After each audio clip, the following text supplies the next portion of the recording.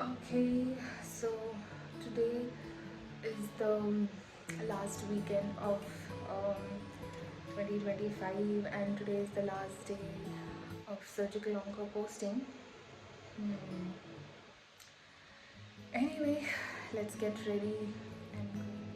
So, I have just taken a shower and no skincare has been done, just a lip balm.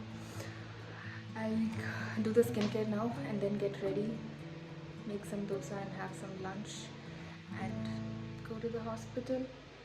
It's my final day, so let's see how it goes.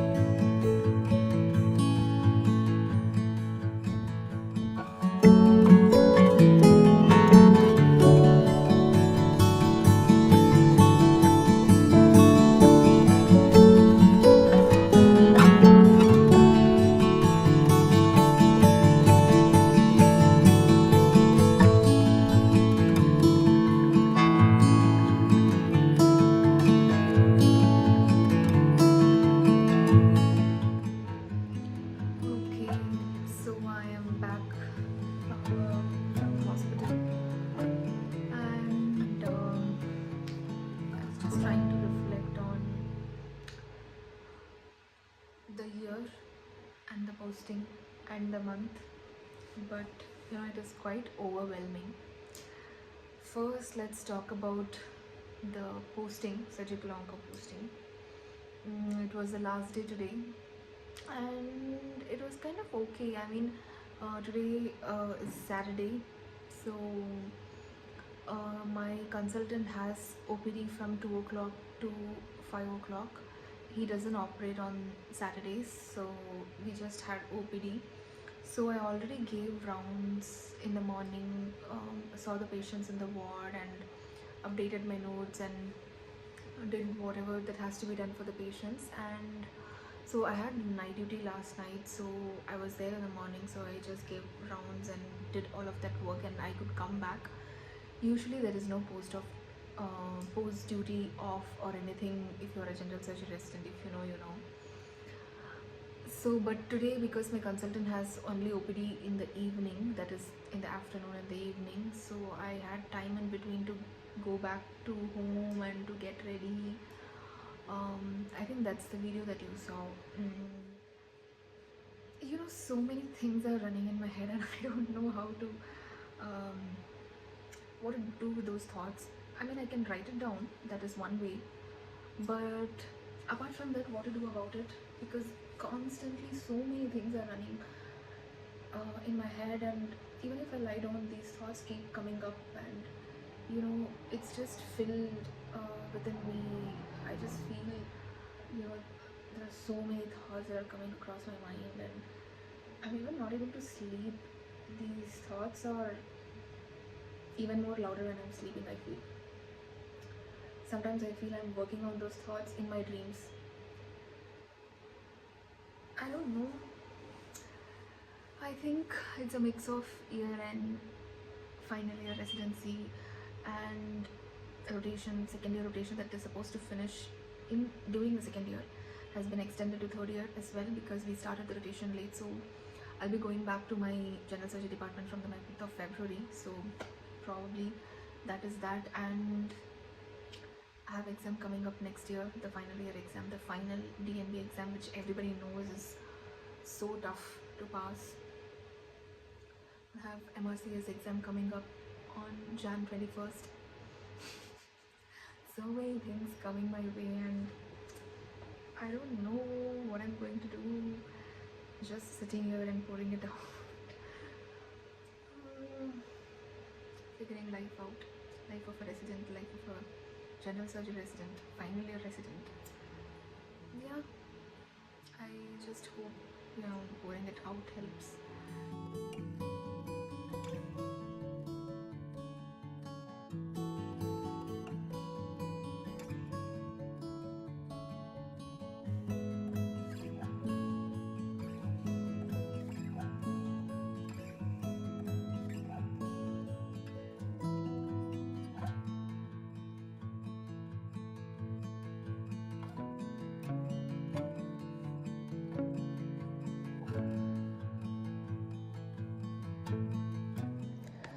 So today is the last Sunday of 2025 and I have duty. I'm on call today. It's 10 a.m. and so even on Sundays we have OPD, so which goes around until the afternoon, and then followed by that any emergency cases that comes in the ER. So that's how it goes. So today I have OPD and then I need to see the ward patients, and then I have a lot of work, and one of that is it's been 2 months since I wrote a logbook. I need to write that today because from tomorrow I'm starting another department and I don't want to keep any backlogs on my logbook.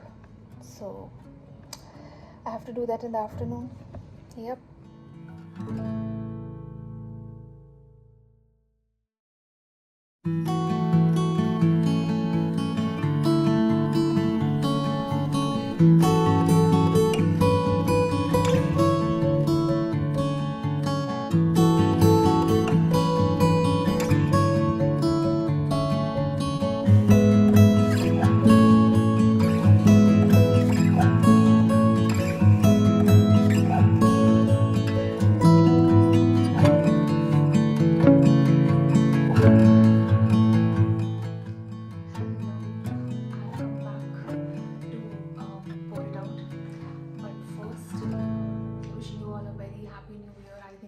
First time I'm sitting down after a new year. So wishing you all a very happy new year, and I hope this year brings you good health, clarity and courage to keep moving forward even on the days it feels difficult. And I'm particularly saying this because lately it's being a little challenging for me. In one of the previous clips I would have told you that I am starting a new rotation. So I am currently posted in surgical gastro, and if I'm being very truthful, this is a posting that I'm not particularly enjoying. And I think it is important to talk about such things openly, especially for someone in medical training who might also feel the same way. But at first I want to clear about one thing, that is, if someone has to undergo a surgery, it is always better to choose a minimally invasive surgery than an open surgery whenever possible. And the whenever possible situation is really important because it's not always possible to undergo minimally invasive surgery, because in situations such as an emergency case, or if there is an intestinal obstruction, it is not always possible to do a minimally invasive surgery. So in such places it is better to do a open surgery than doing a minimally invasive surgery. But whenever it is possible, it is definitely more advantageous to undergo a minimally invasive surgery because of its benefit, like you know um, lesser pain, better cosmosis, faster recovery. So it is definitely better and good to undergo a minimally invasive surgery than an open surgery. But as a surgeon, performing minimally invasive surgery is something that I never naturally gravitated towards. I have always been more drawn towards open surgery, where I get to dissect the skin, soft tissue, and musculoskeletal plane, have a tactile feedback, where the anatomy is more real and tangible to me. So I have always been drawn towards open surgeries, to be honest.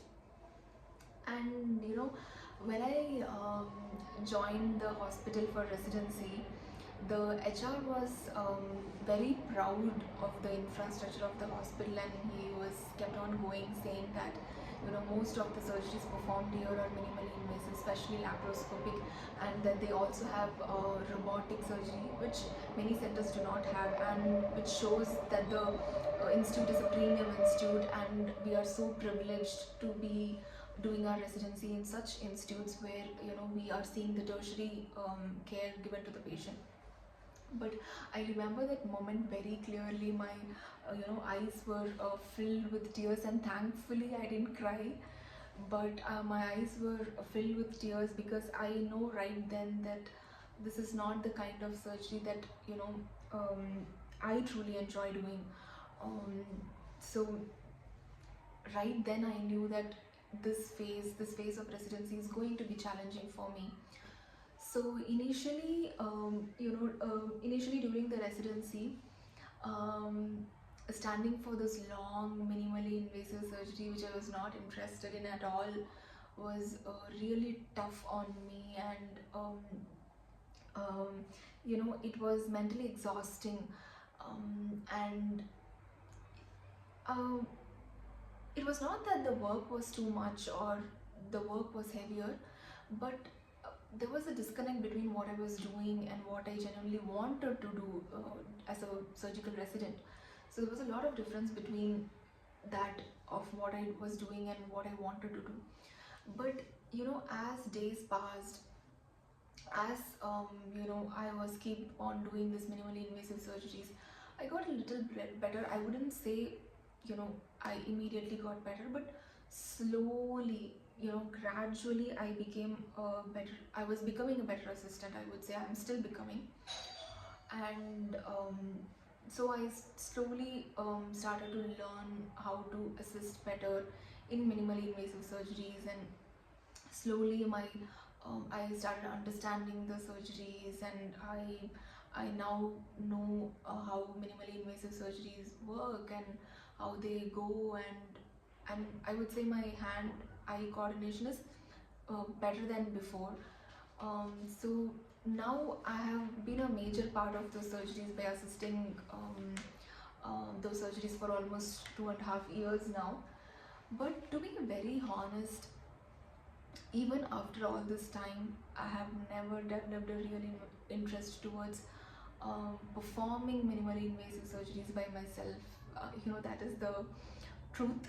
And now that I'm in surgical gastro posting, in general surgery, at least you get to do sebaceous cyst or incision and drainage or wide local excision or MRM or bottom cases, or any scalp injuries or something apart from minimally invasive surgery. So in surgical gastro posting, this feeling is even more prominent, because I know that this is a space that I don't enjoy being in, but at the same time I know that this is a space that I need to complete as a part of my training. So I have made peace with it in a different way, and I keep reminding myself that every case that I see, every case that I get to assist, every step of the surgery, or every discussion that consultant have among themselves, and every complication that you get to see is all a knowledge that you would need while studying, while answering the theory question, while answering the viva question, and also to be a well-rounded surgeon. So my point is, not every posting that you are in is something that you enjoy or something that you love. Some posting teach you, make you learn what is endurance, and make you understand that what you don't want to do, and that clarity is just as important. So I am sharing this not to complain, but to normalize the fact that you don't have to enjoy every phase of your training. What matters is that you keep showing up, keep learning as much as you can, and keep moving forward. So if you are someone who is posted in a department that you are not interested in, first of all, you are not alone. Second, this phase will pass and you will still come out stronger than before. Yep. So that is that. With that, I thought I'll show you some of the stuff that I got in Nykaa and Tira. So let's get to some lighter stuff. So let's see what is there in the Tira. By the way, this is the first time I'm ordering Tira. I have always someone who is shopped through the Nykaa website or the Nykaa app. Always been a Nykaa person, but this is the first time that I have ordered in Tira. So this is the bill. Okay. So I ordered a hand wash.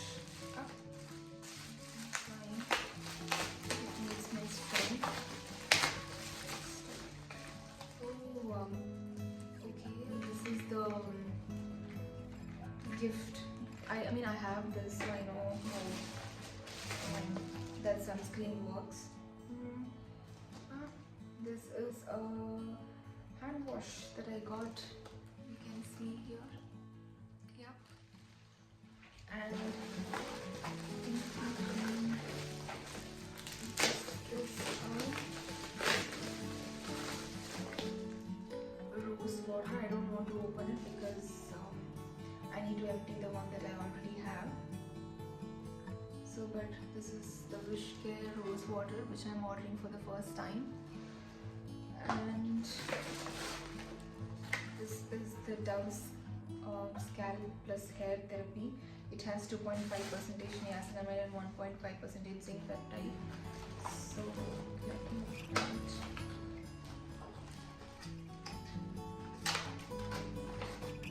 Yeah, this is the one. I already have it, so let me finish that and then I'll take the new one. Now coming to the Nykaa parcel. Yeah, it looks huge, but I just ordered okay, I ordered something more apart from just one thing, that is the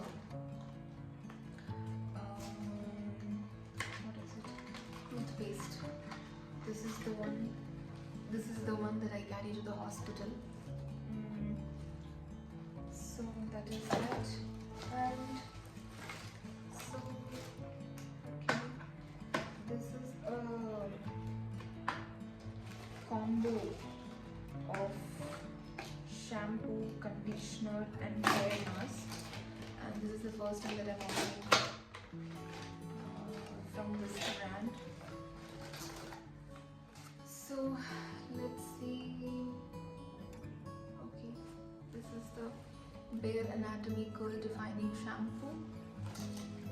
Okay, and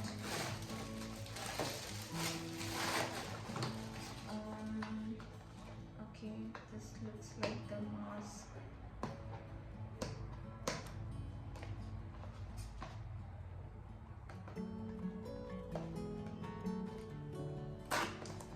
Sorry if I'm taking too much of your time, but I thought I'd show you guys.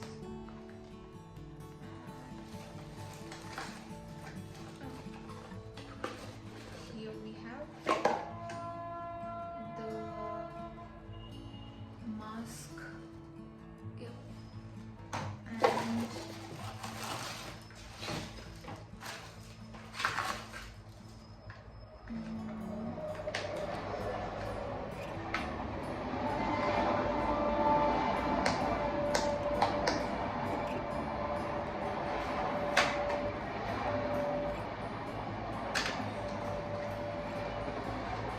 problem with the surgeon, we got days. So this is the gel that helps you set the curls. That's that. And lastly, thankfully it is already open, so I'm not gonna complain. I'm not gonna complain to Nykaa saying the product was already opened and all that. Thanks. Okay, now we have a problem because okay, what do? I have to gel instead of a conditioner. Now we have a problem. With that, I'll end this vlog.